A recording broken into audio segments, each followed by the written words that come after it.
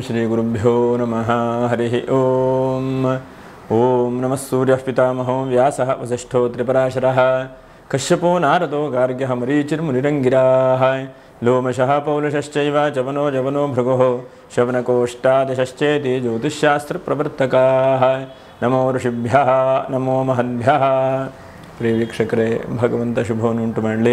ಆತ್ಮೀಯರೇ, ಮೇ ತಿಂಗಳಲ್ಲಿ ಧನುರ್ರಾಶಿಯವರಿಗೆ ಹೇಗಿದೆ ಮಾಸ ಭವಿಷ್ಯ ಎಂಬುದನ್ನು ನಾವು ತಿಳ್ಕೊಳ್ಳೋಣ.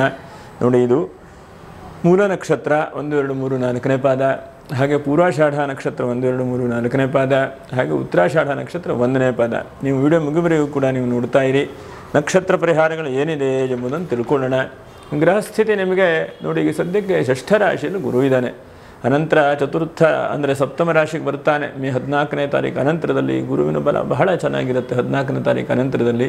ಚತುರ್ಥ ರಾಶಿಯಲ್ಲಿ ಶುಕ್ರ, ಶನಿ, ರಾಹು, ಹಾಗೆ ಪಂಚಮ ರಾಶಿಯಲ್ಲಿ ರವಿ, ಬುಧರಿದ್ದಾರೆ. ಇದು ಬಹಳ ಒಳ್ಳೆಯದು. ಭಾಗ್ಯಾಧಿಪತಿ ಪಂಚಮದಲ್ಲಿರುವಂಥದ್ದು ಬಹಳ ಒಳ್ಳೆಯದು. ಅನಂತರದಲ್ಲಿ ನಿಮಗೆ ಕೇತುವು ಕೂಡ ದಶಮದಲ್ಲಿದ್ದಾನೆ. ಹೀಗೆಲ್ಲ ಒಂದು ಗ್ರಹಸ್ಥಿತಿ ಇದೆ. ಇನ್ನು ಇದು ವೈಶಾಖ ಮಾಸ. ವಿಶಾಖ ಮಾಸ ಅಂತಂದರೆ ವಿಶೇಷವಾಗಿ ದೇವತಾ ಆರಾಧನೆ, ಪ್ರಾರ್ಥನೆ ಮಾಡುವಂಥದ್ದು. ಅಕ್ಷತ ತೃತೀಯ ಬರುತ್ತೆ. ಹಾಗೆ 2ನೇ ತಾರೀಕಿಗೆ ಶಂಕರಾಚಾರ್ಯರ ಜಯಂತಿ ಮತ್ತು ರಾಮಾನುಜಾಚಾರ್ಯರ ಜಯಂತಿ ಇದೆ. ಹಾಗೆ ಗಾಯತ್ರಿ ಜಯಂತಿಯೂ ಕೂಡ ಇದೆ. ಇನ್ನು 7ನೇ ತಾರೀಕಿಗೆ ವಾಸವಾಂಬಾ ಜಯಂತಿ, 8ನೇ ತಾರೀಕಿಗೆ ಬೃಹಸ್ಪತಿ ಜಯಂತಿ, ಹಾಗೆ 9ನೇ ತಾರೀಕಿಗೆ ಮಹಾಪ್ರದೋಷ, 10ನೇ ತಾರೀಕಿಗೆ ವೇದವ್ಯಾಸ ಜಯಂತಿ, 11ನೇ ತಾರೀಕಿಗೆ ಚಾಂದ್ರ ನರಸಿಂಹ ಜಯಂತಿ ಅಂದರೆ ಲಕ್ಷ್ಮೀ ನರಸಿಂಹಸ್ವಾಮಿಯನ್ನು ವಿಶೇಷವಾಗಿ ಪೂಜೆ ಪುನಸ್ಕಾರಗಳನ್ನು ಮಾಡುವಂಥದ್ದು. 14ನೇ ತಾರೀಕಿಗೆ ವೃಷಭ ಸಂಕ್ರಾಂತಿ, 14ನೇ ತಾರೀಕಿಗೆ ಸಂಕಷ್ಟರ ಚತುರ್ಥಿ, 22ಕ್ಕೆ ಹನುಮತ್ ಜಯಂತಿ, ಹಾಗೆ 24ಕ್ಕೆ ಶನಿ ಪ್ರದೋಷ, 26ಕ್ಕೆ ಬೌಧಾಯನ ಅಮಾವಾಸ್ಯೆ. ನೋಡಿ, ಈ ತಿಂಗಳಲ್ಲಿ ಏನಾದರೂ ಪೂಜೆ ಪುನಸ್ಕಾರಗಳನ್ನು, ಒಳ್ಳೆಯ ಕೆಲಸಗಳನ್ನು ಏನಾದರೂ ಮಾಡಬೇಕು ಅಂತಂದರೆ 9ನೇ ತಾರೀಕು ಪ್ರಶಸ್ತವಾಗಿದೆ. ಅನಂತರ 19ನೇ ತಾರೀಕು ಕೂಡ ಶ್ರವಣ ನಕ್ಷತ್ರ ಬಹಳ ಪ್ರಶಸ್ತವಾಗಿದೆ. ನೋಡೋಣ, ಯಾಕಂದರೆ ಧನುರಾಶಿಯವರಿಗೆ ಒಂದೊಂದಕ್ಕೆ ಈ ಶನಿಯ ಬದಲಾವಣೆಯಿಂದ, ಯಾಕಂದರೆ ತೃತೀಯ ರಾಶಿಯಲ್ಲಿ ಶನಿ ಇದ್ದಾಗ ಒಂದು ಸ್ವಲ್ಪ ಬಹಳ ಜನಕ್ಕೆ ಡಿಪ್ರೆಷನ್ನು, ಚಿಂತೆ, ಟೆನ್ಷನ್ನೇ ಇತ್ತು. ಆದರೆ ಅದು ಕೆಲವೊಂದಷ್ಟು ಜನಕ್ಕೆ ಬದಲಾವಣೆ ಆಗ್ತಾ ಇದೆ, ಕೆಲವು ಜನಕ್ಕೆ ಬದಲಾವಣೆ ಆಗಿದೆ. ನಾವು ಹೇಳುವಂಥದ್ದು ಇದು ಗೋಚಾರ ಫಲ ಎಂಬುದನ್ನು ಕೂಡ ತಮ್ಮ ಗಮನಕ್ಕೆ ತೆಗೆದುಕೊಂಡ್ಬರ್ತಾ. ಇನ್ನು ನೋಡಿ, ಒಂದೊಂದೇ ಗ್ರಹಗಳ ಬಗ್ಗೆ ನಾವು ವಿಚಾರ ಮಾಡ್ತಾ ಹೋಗೋಣ. ಸದ್ಯಕ್ಕೆ ಮೇ 14ನೇ ತಾರೀಕು ಅನಂತರದಲ್ಲಿ ಇನ್ನೂ ಒಂದು 16 ದಿವಸಗಳ ಕಾಲ ಗುರುವಿನ ಪ್ರಭಾವ ಹೇಳುವಂಥದ್ದು ವಿವಾಹಾದಿ ಮಂಗಲ ಕಾರ್ಯಗಳು ನಡೆಯುವಂಥ ಅವಕಾಶಗಳು ಸಿಗುತ್ತೆ.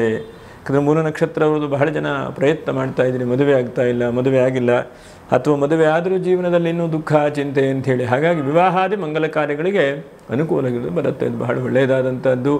2ನೇದಾಗಿ ಭೂಮಿ ವ್ಯಾಪಾರ ವ್ಯವಹಾರದಲ್ಲಿ ಏನೋ ಒಂದು ಸ್ವಲ್ಪ ವಿಚಲಿತವಾದಂಥ ಮನಸ್ಥಿತಿಯೋ ಪರಿಸ್ಥಿತಿಯೋ ಏನೋ ಇರುವಂಥದ್ದು ಸರಿಯಾಗುತ್ತದೆ. ಇದು 2ನೇದಾಗಿ.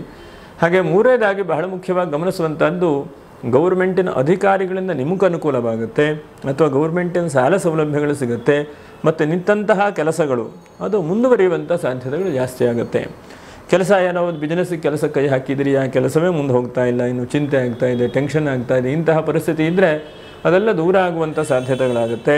5ನೇದಾಗಿ ನಿಮ್ಮಲ್ಲಿ ಆತ್ಮಸ್ಥೈರ್ಯ ಅಂತೇಳಿ ಹೇಳ್ತೇವೆ ನೋಡಿ, ಬಹಳ ಮುಖ್ಯವಾಗಿ ನಿಮ್ಮಲ್ಲಿ ಒಂದು ಹಂತಕ್ಕೆ ಡಿಪ್ರೆಷನ್ ಆಗಿರುವಂಥದ್ದು, ಚಿಂತೆ ಆಗಿರುವಂಥದ್ದು, ಟೆನ್ಷನ್ ಆಗಿರುವಂಥದ್ದು, ಯಾಕೋ ನನ್ನ ಕೈಲಿ ಯಾವುದೇ ಕೆಲಸ ಆಗ್ತಾನೇ ಇಲ್ಲಲ್ಲ ಅಂಥೇಳಿ ಬಹಳ ಜನಕ್ಕೆ ಅನಿಸ್ತಾ ಇದೆಯಲ್ಲ, ಅದು ಮುಂದಿನ ಹೆಜ್ಜೆ ಇಟ್ಟಿದ್ದೀರಿ ಒಂದು ಹೆಜ್ಜೆ, ಅದು ಮತ್ತೊಂದು ಹೆಜ್ಜೆ ಮುಂದೆ ಹೋಗುವಂಥ ಸಾಧ್ಯತೆಗಳಿರುತ್ತೆ. ಯಾಕಂದರೆ ಇವತ್ತು ಒಂದೇ ರೂಪಾಯಿ ಬಿಸ್ನೆಸ್ ಆದರೂ ಕೂಡ ನಾಳೆಗೆ ₹1 10 ಪೈಸೆ ಬಿಸ್ನೆಸ್ ಆಗಬಹುದು.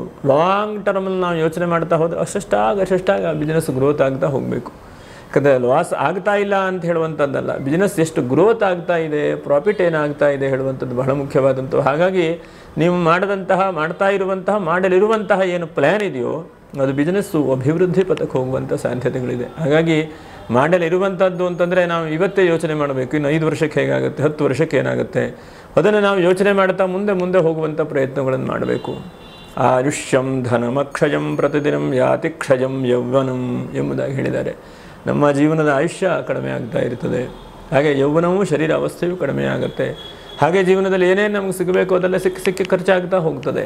ನಮಗೆ 90 ವರ್ಷ ಅಂತಂದರೆ ಆಲ್ಮೋಸ್ಟ್ ನಾವು ಜೀವನದ ಅರ್ಧ ಭಾಗವನ್ನು ಮುಂದೆ ಹೋಗಿರುತ್ತೇವೆ.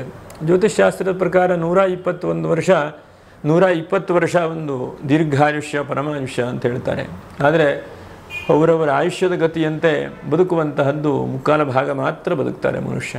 ಹಾಗಾಗಿ ಅಲ್ಪವಾದಂಥ ಜೀವನ. ಹಾಗಾಗಿ ಪ್ಲ್ಯಾನನ್ನು ಚೆನ್ನಾಗಿ ಮಾಡಿ ಪ್ರಯತ್ನ ಮಾಡಿದರೆ ಈ ತಿಂಗಳಲ್ಲಿ ಹೆಚ್ಚಿನದಾದಂಥ ಲಾಭಾಂಶಗಳ ಕಡೆ ನೀವು ಹೋಗುವಂಥ ಸಾಧ್ಯತೆಗಳಿದೆ.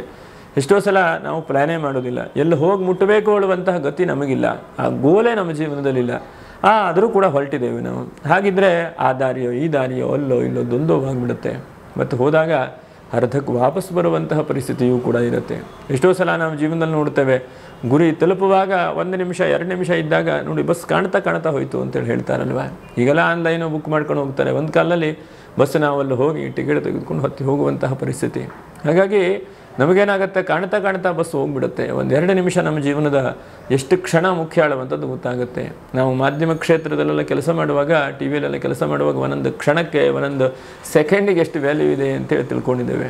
ಯಾಕಂದರೆ ಹಾಗಾಗಿ ಮನುಷ್ಯನ ಜೀವನ ಹೇಳುವಂಥದ್ದು ಅತ್ಯಲ್ಪವಾದಂಥ ಜೀವನ. ಆ ಜೀವನದಲ್ಲಿ ನಮ್ಮ ಸಮಯ ಕಳೆದು ಹೋದರೆ ಹೋಗೋಯಿತು. ಹಾಗಾಗಿ ಆ ಸಮಯಗಳನ್ನು ಜಾಸ್ತಿ ಸದುಪಯೋಗ ಮಾಡಿಕೊಂಡು ಪ್ಲ್ಯಾನನ್ನು ಜಾಸ್ತಿ ಈ ಒಂದು ಟೈಮ್ನಲ್ಲಿ ಮಾಡಿಕೊಂಡು, ಯಾಕಂದರೆ ರವಿ ಬುಧರು ನಿಮ್ಮ ಕಡೆಗಿದೆ, ನಿಮ್ಮ ಕಡೆಗೆ ಸ್ವಲ್ಪ ಮಟ್ಟಿಗೆ ಹಣಕಾಸು ಕೂಡ ಬರುವಂಥ ನಿರೀಕ್ಷೆ ಅನುಕೂಲವಾಗುತ್ತೆ. ಅದರ ಜೊತೆಗೆ ಬುದ್ಧಿಯೂ ಕೂಡ ನಿಮಗೆ ಇದೆ. ಆ ಬುದ್ಧಿಯನ್ನು ಸರಿಯಾಗಿ ತೊಡ್ಕೊಂಡು ಹೋಗುವಂಥದ್ದು. ನೋಡಿ, ಪೂರ್ವಾಷಾಢ ನಕ್ಷತ್ರದವರು ಬಹಳ ಒದ್ದಾಟ, ಬಹಳ ಚಿಂತೆ ಎಲ್ಲ ಮಾಡ್ತಾ ಇದ್ದೀರಿ. ಹಾಗಾಗಿ ನೀವು ಬಹಳ ಪ್ಲ್ಯಾನ್ ಮಾಡಿಕೊಂಡು ಮುಂದಿನ ಹೆಜ್ಜೆ ಇಟ್ಕೊಂಡು ಹೋಗುವಂಥ ಪ್ರಯತ್ನವನ್ನು ಮಾಡಿ. ಯಾಕಂದರೆ ಗುರುವು ಕೂಡ 14ನೇ ತಾರೀಕಿನ ಮೇಲೆ ನಿಮ್ಮ ರಾಶಿಯನ್ನು ನೋಡಲ್ಪಡ್ತಾನೆ. ನಿಮಗೆ ಕೆಲಸ ಆಗೋದಿಲ್ಲ ಅಂತೇಳಿ ವರಿ ಮಾಡಬೇಡಿ. ಎಲ್ಲೋ ಒಂದು ಕಡೆ ಕೆಲಸ ಆಗುವಂಥದ್ದು, ಎಲ್ಲೋ ಒಂದು ಮನಸ್ಸಿಗೆ ಸಮಾಧಾನ ಆಗುವಂಥದ್ದು, ಎಲ್ಲೋ ನಿಮಗೆ ಮದುವೆ ಆಗಲಿಲ್ಲ ಅಂತಂದು ಮದುವೆಗೆ ಉತ್ತಮವಾದಂಥ ವಧು ಮತ್ತು ವರ ಸಿಗುವಂಥ ಚಾನ್ಸಸ್ಸು, ಮತ್ತು ಸ್ವಲ್ಪ ಪ್ರಯಾಣ ಆಗುವಂಥದ್ದು. ಇದ್ದಕ್ಕಿದ್ದ ಹಾಗೆ ನಿಮ್ಮ ಮನಸ್ಸಿನಲ್ಲೇ ಒಳಗೆ ಧೈರ್ಯ ಬರಬೇಕು. ಯಾವತ್ತು ಹೊರಗಡೆ ಧೈರ್ಯ ಬಂದರೆ ಪ್ರಯೋಜನ ಇಲ್ಲ. ಹಾಗಾಗಿ ಮಾತಿನ ಧೈರ್ಯ ಬಂದರೆ ಪ್ರಯೋಜನ, ಒಳಗಡೆಯಿಂದ ಧೈರ್ಯ ಬರಬೇಕು. ಆ ಕಷ್ಟವನ್ನು, ತೊಂದರೆಯನ್ನು ಮೆಟ್ಟಿ ನಿಲ್ತೇನೆ ಹೇಳುವಂಥ ಧೈರ್ಯ ಬರಬೇಕು.